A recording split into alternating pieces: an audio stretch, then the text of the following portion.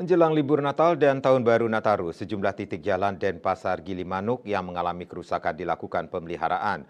Satlantas Jembrane bersama Balai Pelaksanaan Jalan Nasional melakukan perbaikan, khususnya jalan berlubang dan kerusakan yang membahayakan pengguna jalan.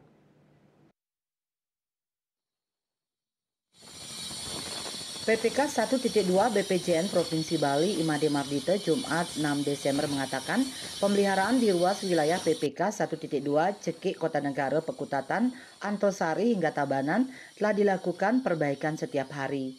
Seperti di wilayah Kota Negara sudah mulai dilakukan berkoordinasi dengan Satlantas Polres Jembrane.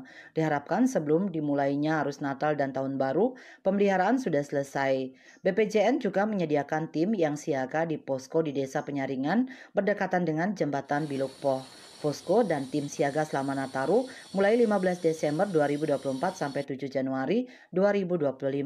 Sementara Kapolres Jembrane AKBP Endang Tripurwanto mengatakan terkait Nataru ini titik yang menjadi fokus pengaturan lalu lintas ada di Pelabuhan Gilimanuk terutama saat arus balik Natal dan Tahun Baru. Pihaknya juga mengatensi titik-titik yang rawan laka lantas di sepanjang Jalan Denpasar Gilimanuk dari Pekutatan hingga Gilimanuk.